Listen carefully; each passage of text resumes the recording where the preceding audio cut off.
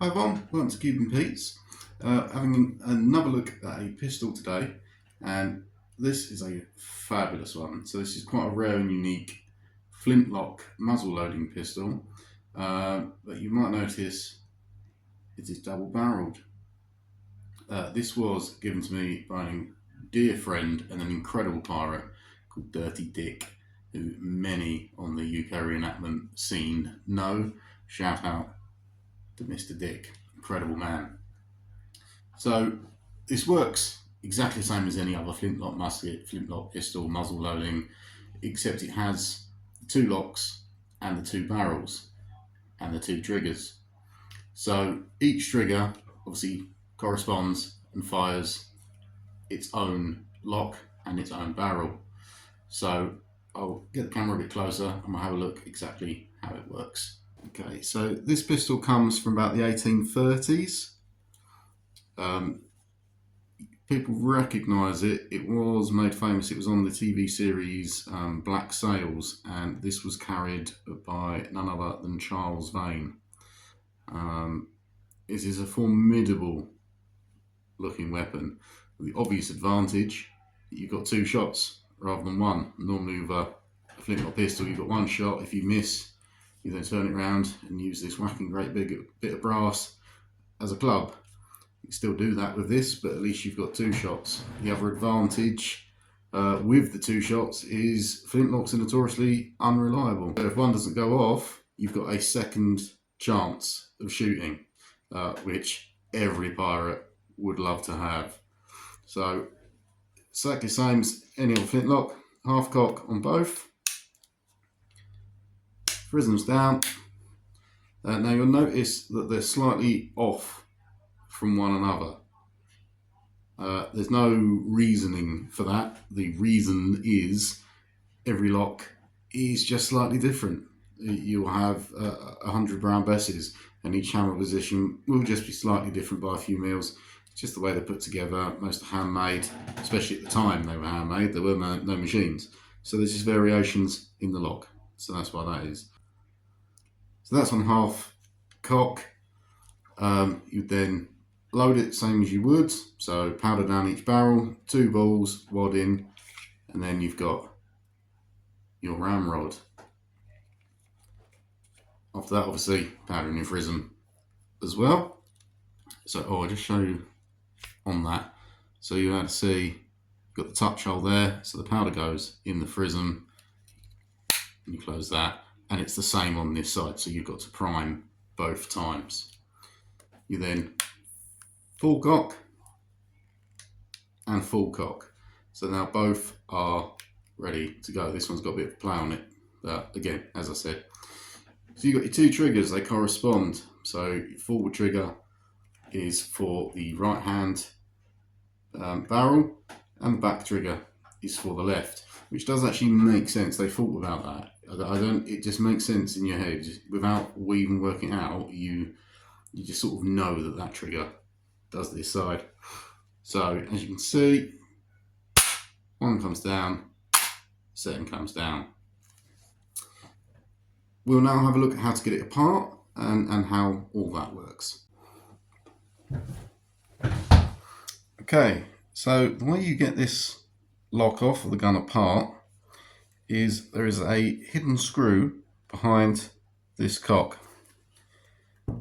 So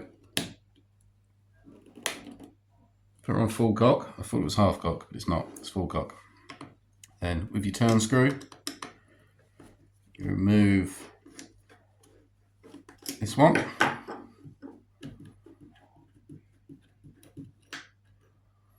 And that goes through from this one into the back of the other one. That lock then removes. Then flip her over.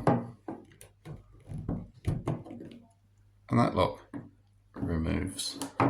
And it is as simple as that. So you can see more clearly now you've got your touch hole. And on the other side is the second touch hole there. This hole that goes all the way through, that's for the bit on the lock the trigger touches, so you can just see that comes up and touches. Put that on full a bit. There's not a lot of play in them. But yeah, so it's these bits here, go all the way through the gun, and when you pull the trigger, it presses up.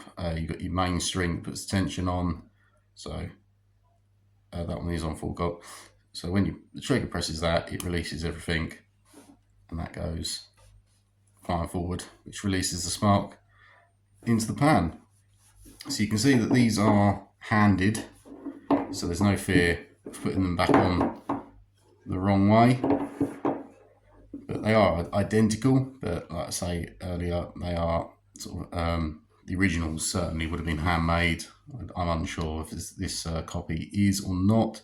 It probably is, actually, looking at the tooling marks on there. So there's just slight variations in the tolerances and that. So let's get it back together. Easy just slotting in.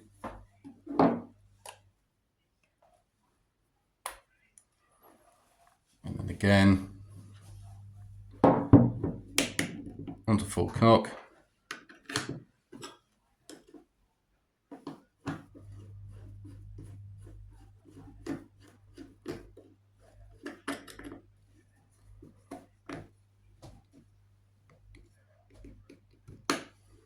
There we have. One thing to check on flintlocks that have the wooden, which isn't most of them, is where you've put the lock back in, you need to make sure there's no gap between the lock and the barrel. If there is, powder, when you're filling the pan to prime, can go down that gap. And it builds up inside the wood of the gun, as you saw when these were out. You could see the hollows and things. If that built up to the point it was then touching and you fired this, you would have a bomb goes off in your hand and it would literally blow the lock out. It would not be a fun day. So I'll just move the camera around.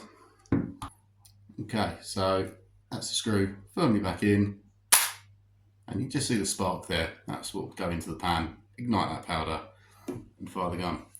So yeah, it is a lovely gun. I'm going to get this into my workshop and see if I can get this shined up a bit more as well.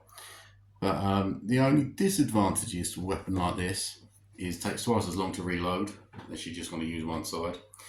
But the biggest thing is, where do you put it? And I mean about your person.